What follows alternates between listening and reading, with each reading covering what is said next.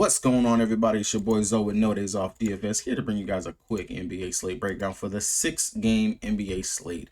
Yes, we got more games on the slate besides just the 6, but DraftKings, they decided to split it up for us. So you know what? We can't complain. We're not going to complain at all about it. We're just going to take it in strides and get what they give us because there's still some money to be made. And I don't know about you, but your boy is planning on making some real cash today, tomorrow, and every single day this week. With that being said, if you guys are new here, make sure you guys go ahead and hit that subscribe button so you don't miss any of the content your boy puts out over here on the channel. And drop a like on this video if this video or any of my other videos help you guys win some money. Speaking of hitting that subscribe button, if you guys haven't hit the membership button over there as well next to the subscribe button, you guys are missing out on some of the stuff I post over here on the membership tab underneath the post. You can't see everything, but you can see most of it. Flex Friday, of course, I posted that for you guys. Quick recap of that. Unfortunately, we were one short. Quentin Grimes hooked us. Just straight up hooked. I had Donovan Dent for 21 points. He pushed with that for Philowaji. I can't really say her name. She got over the 11.5 points. That was the bottom one right there. Kawhi Leonard killed it over there. I figured that he would. PJ Washington. I mean, it's PJ going up against Detroit. Pretty much primary score over there for them. And then KP going up against Utah. That was a done deal.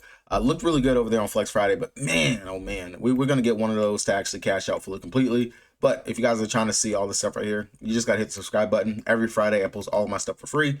The YouTube core, any notes or anything that I have for the slate, stuff like that, all that stuff will be posted over there for it. So all you got to do is hit the subscribe button. And if you're trying to see more, the stuff that's for the members, the join button is right there. You can see that as well for it. So that out of the way, I'm going to go ahead and do a quick injury report. Like I said, there's a ton of games on the slate, more than 6, but we're not going to have to worry about some of these two late night games right here. It's going to stop at this 9 p.m. game, which I actually think is like a really great late night hammer to have. Chicago Bulls taking on Detroit. I'm not Detroit, taking on the Denver Nuggets on the back end of a back-to-back, and I got some takes for that one right there. But starting up here, we got Minnesota taking on Indy. Anthony Edwards game time decision might be out, might be in. We are going to definitely have that news before the slate locks because it is the 7 p.m. game. On the Indy side, Bennett Mathurin, he's a game time decision. Might be playing back off the bench anyway, so that's neither here nor there. But he did cook last time that he played many. Los Angeles Lakers taking on Orlando. LeBron James came back from that last game. Rui Hachimura, game time decision. And over here on the Orlando side, Cole Anthony looks like he might be missing again, so we're going to still get Corey Joseph at the starting point guard spot. Toronto Raptors backing up back-to-back for them. Quickly was sat out yesterday. I believe Jakob was sat out yesterday as well. And Scotty Barnes, he played. And RJ Barrett. So what they've normally done, I would imagine we will get this news eventually. It's going to drop. I'm pretty sure that one of RJ Barrett or Scotty Barnes is going to be out, or they're going to be limited. I would imagine that RJ Barrett is going to be out because that's typically what we've seen from Toronto on these back end of the back-to-backs, especially for the fact of like quickly he was held out on the front end and he's expected to play today. I would imagine that either Barrett, Barnes, one of these guys, they're going to be out. Somebody is. That news is going to shake out later on. 1.5 point spread for Washington. I mean, somebody's going to be missing. For the Washington side of things, Brogdon's already been ruled out. Koulibaly is out. Sadiq Bey still out. Champagne looks like he's back in the starting lineup possibly. But Washington, they're still doing some funky stuff over there with their rotations and minutes and stuff. Anyway, yeah, that's them. Dallas side of things, Anthony Davis is potentially back today. Possibly. I don't know how you guys feel about Anthony Davis coming back and what's the point, because Dallas, I mean, you guys are technically trying to get a lottery pick. You're trying to get something to continue to build onto the shit show of a roster that you created by trading away Luka Doncic. If AD is back, then of course he's going to be limited. I would imagine he's going to be limited, of course.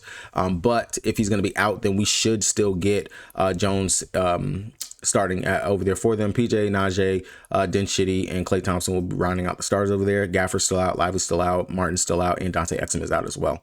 On the Brooklyn shitter side of things, D'Lo already been ruled out for today, and I want to say they're on the back of the back-to-back if I'm not mistaken.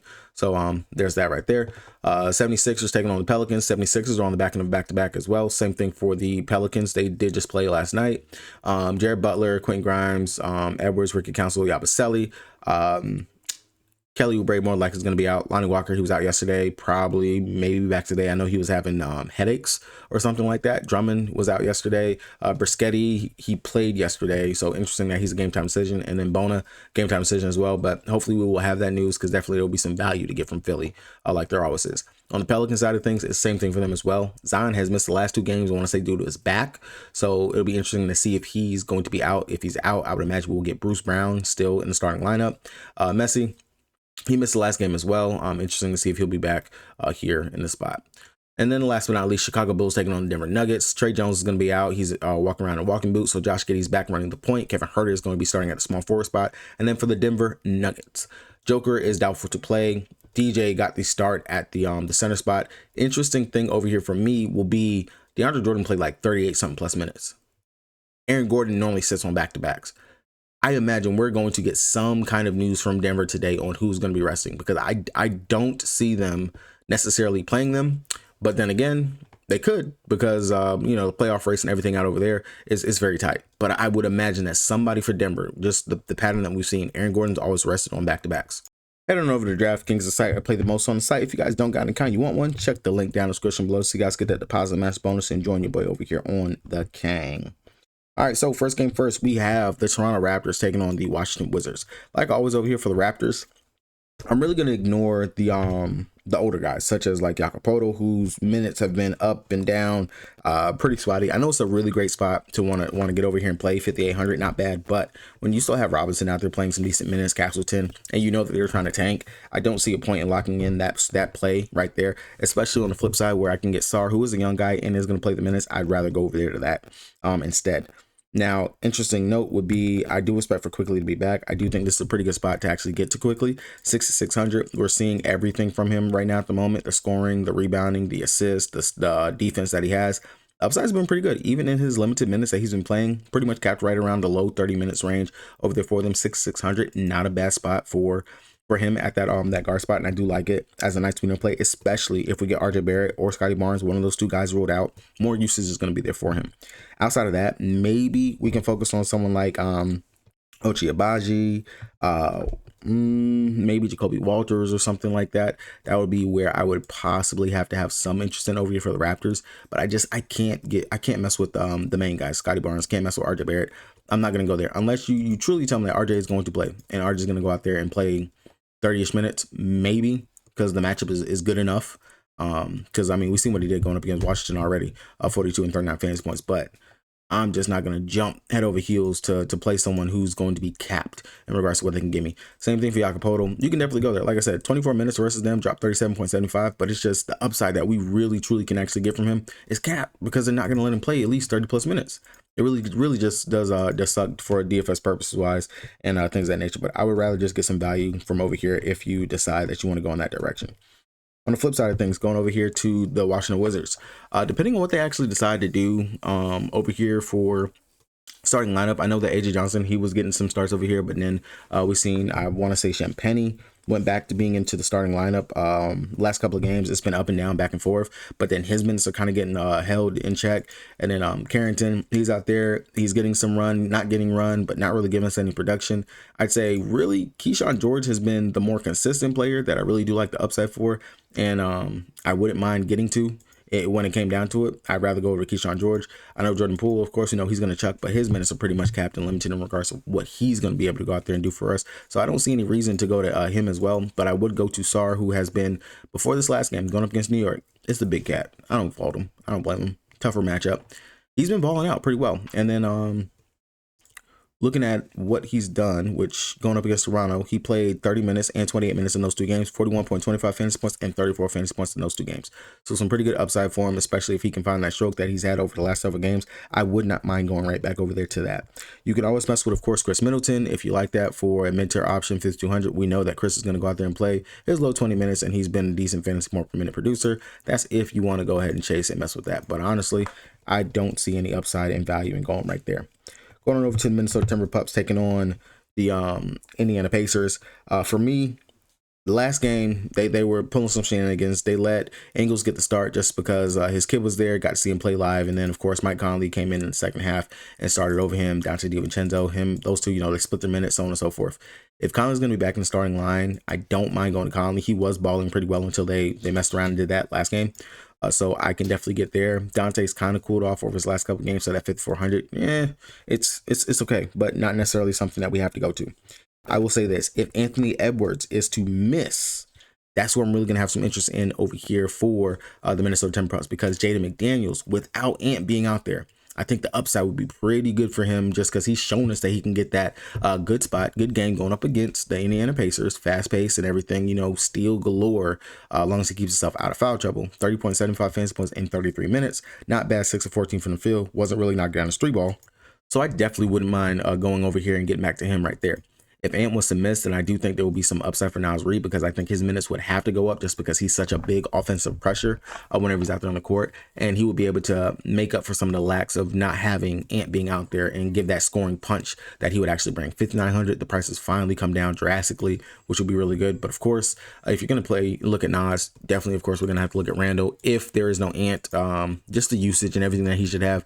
31 fantasy points in that last game versus the Pacers. Definitely could have gave us a little bit more, but still 7,500. Not a bad mid-tier option price tag that we can get to, and I wouldn't mind rocking with that. If you want to take the chance, and this is if you want to take the chance on Rudy Gobert, go ahead and take the chance. 6,300. Not going to stop you, but I'm definitely not going to be looking in that direction myself. On the flip side of things, over here for the Pacers, really nobody truly stood out to me. You definitely, of course, can go to Halliburton, who's come back from injury. Went out there, he played 32 minutes last night and was able to give 47 fantasy points. Sorry, not last night, a couple nights ago. He dropped 47 fantasy points. Looked really well out there. Of course, double-double upside. The playmaking has been there. The scoring is the only thing that we just have to ask for from him. And he's actually showing us that he is willing to give it to us over these last fucking games. So I don't mind going over here to Tyrese Halliburton at 8.5, nice mid-tier guard option that you can get to.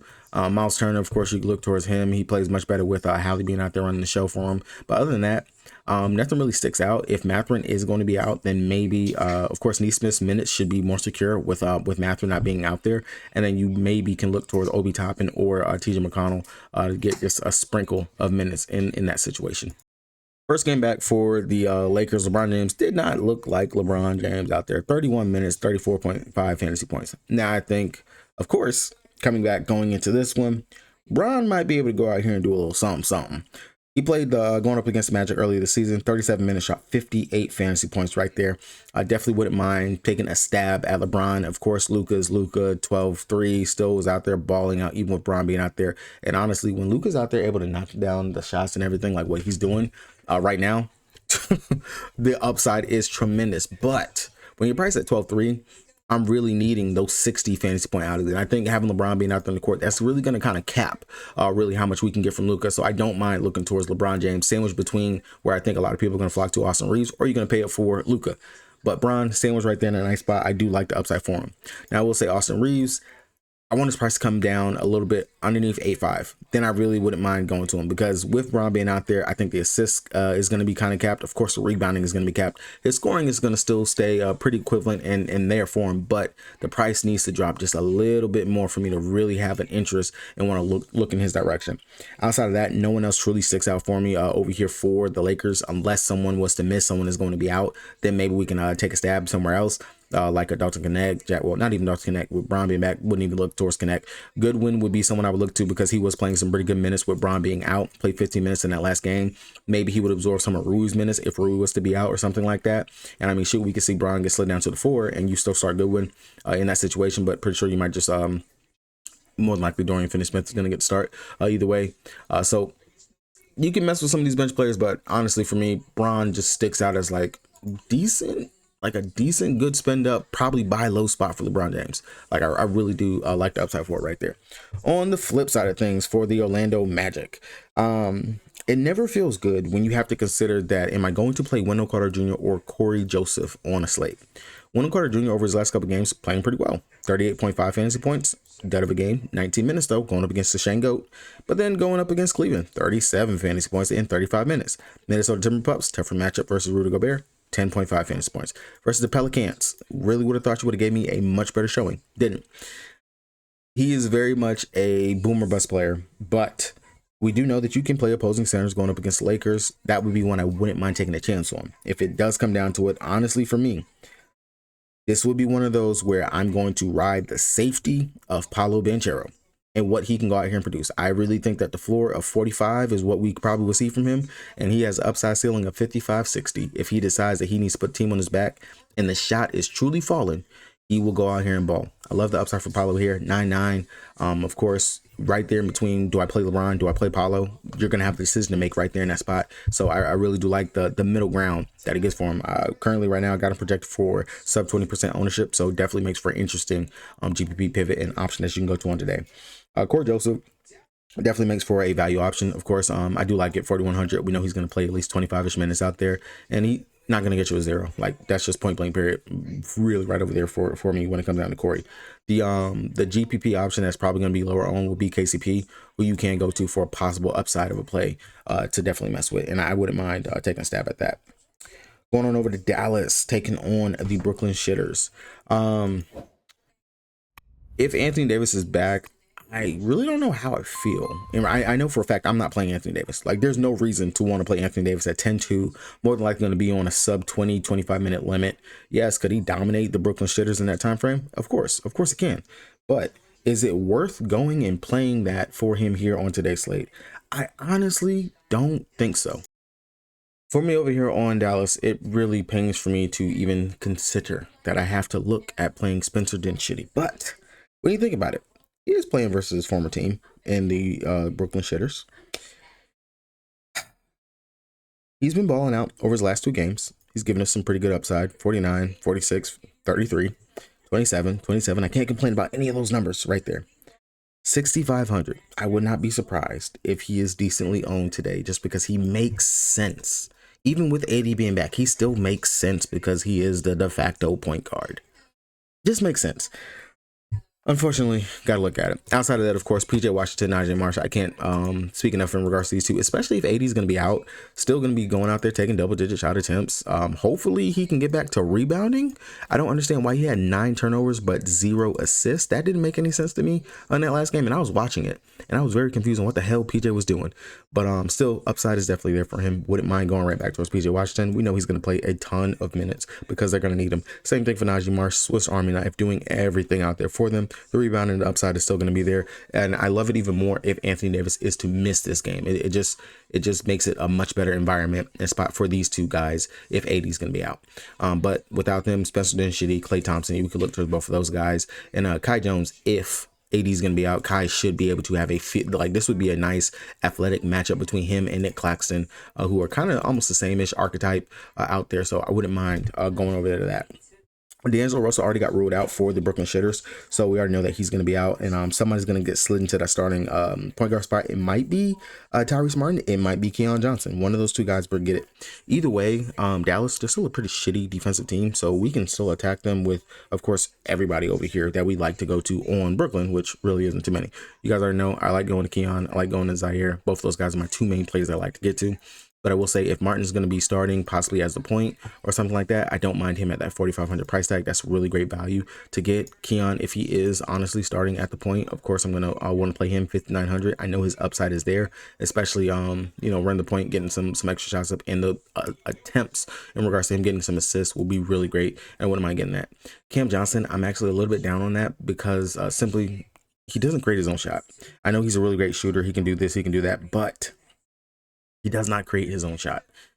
Missing your main point guard in D'Angelo Russell, I think that actually is going to hurt him just a little bit. So I'm not necessarily looking towards him in this direction. And honestly, when it comes down to it, he's like the main player that you actually want to defend over here for Brooklyn. So I'd rather go to some of the auxiliary pieces.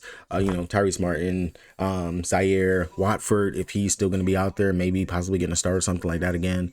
Keon would be the spots where I would go to. And you can even take a stab at Sharp right here, who we've seen him. He's getting some minutes. He's doing something. Not really doing too much, but he's out there. Philly, they're on the back end of the back-to-back. Maxey, of course, is going to be out. Kelly Oubre, I don't even know why they won't just go ahead and shut these guys down for the season. What's the point of giving us these questionable tags when you know they're not going to play? We're not going to see Maxey. We're not going to see Kelly. And if we actually do see them tonight, then I might need to eat a sock. But so doubting, I know that he's coming up on the end of his 10-day or 2-way contract, something like that. I wouldn't be surprised if he was going to be held out because he was some DMPs before them. So that's something to pay attention to. If Dowding's going to be out, then we're probably going to get Jared Butler back at the point guard spot. And even if Jared is starting at point, it's still the Quentin Grimes show out there, man. He started off rough, and I mean rough, to start the game. Still dropped 42.75 fantasy points. 9K is a bit much to want to pay up for him. I will truly admit that, especially when I can get like a Halliburton up there at the guard spot instead. But if you want like a probably low owned, because he was low owned yesterday, he was sub 10% ownership. Nobody was trying to click on that name yesterday. I wouldn't mind going ahead and mess with that. That's something you can mess with. Yabusele played some decent minutes yesterday, 28 minutes, 23.75 fantasy points. Going up against the Pelicans, a team that we attack with opposing centers, you can mess with that. But I'll tell you right now, if Drummond gets to start and Drummond actually plays today, and he possibly can go out there and play 25 minutes, Drummond probably going to be decently owned, because this should be a spot that if you let him get the lobs, let him do what he does, he is going to eat here in this position. Last two ones that I would really focus on over here for the 76ers would be Justin Edwards, who's been just amazing. 34, 36, 31, 31. Like he's balling. He's getting the shots up now. The shots are actually falling, and he's giving us everything else in the peripheral stats and everything. So I like his upside. Wouldn't mind getting him at that 5K price tag. Tends to kind of go under owned, because I was surprised at his low ownership as well. Yesterday, expecting to be higher owned than that, but definitely what I wouldn't mind getting to. And then Ricky Council, if they maybe start him or something like that, I wouldn't mind going to him, because he's another one that actually produces when he does get the minutes and the burn. On the Pelican side of things, we really do have to know, is Zion going to be in or out? Again, he's missed the last couple of games, I want to say, with his back, right? Yeah, it was a back issue that he was dealing with. So he's missed the last 2 games.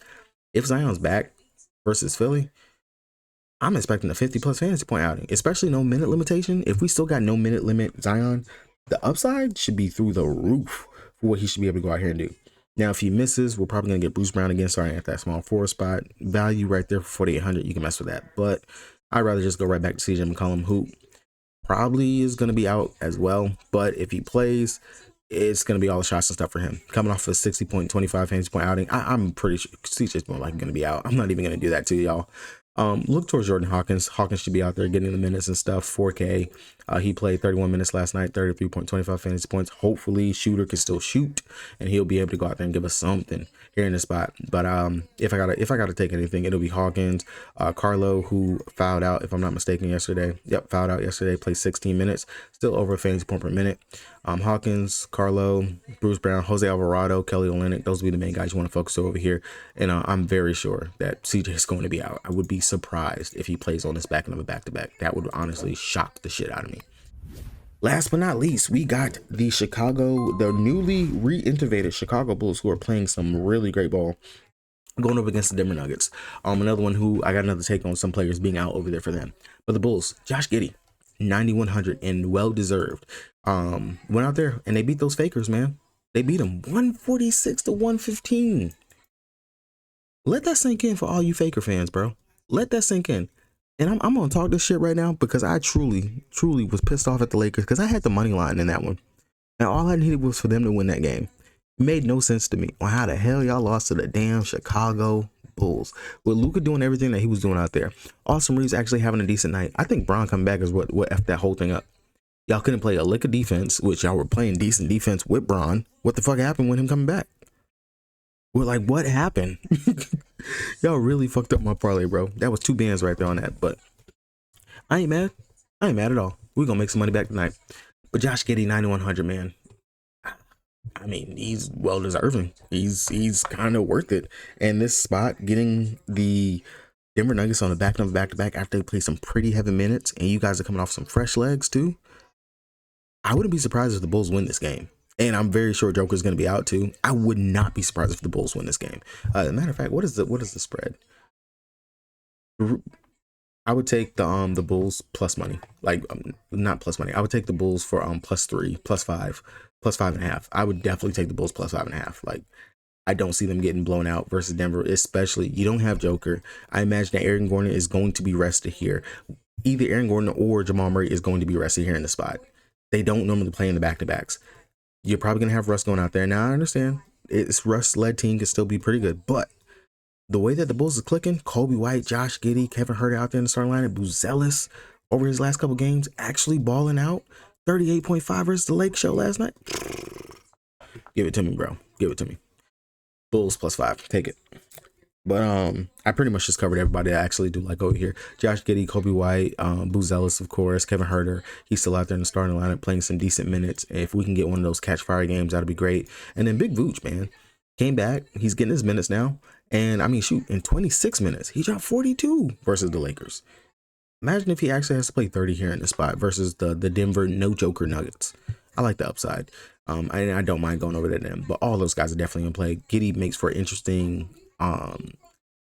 spin up because I don't feel like too many people are gonna go there, especially when you got Paolo, when you got LeBron on the slate, you got Luka, you got Austin Reeves, Halliburton, Anthony Edwards. It's gonna be really hard to think like, am I really about to spend this much for Josh Giddey?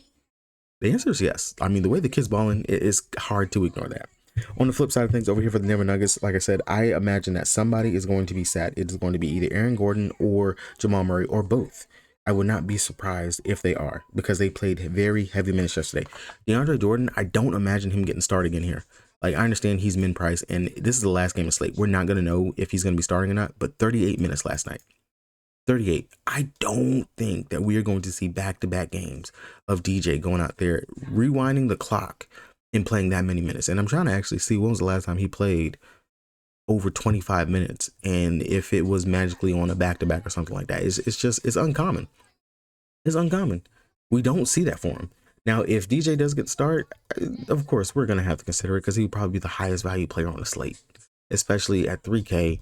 You go out there and you get us 15 to 20 fantasy points, you did something. You did more than enough. Outside of that, Zeke Naji, I would think just keep this in your back pocket.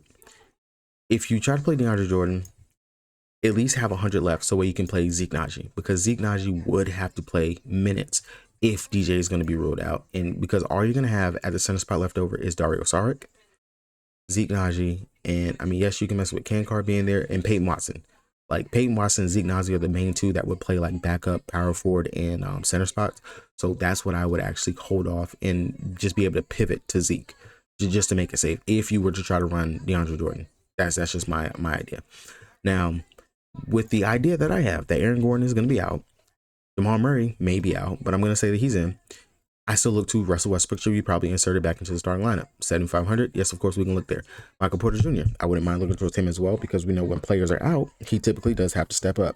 But the golden child that should really be able to go out here and give us some decent burn, some decent run, only played 34 minutes last night and destroyed the Bulls early this season for 46 fantasy points in 33 minutes.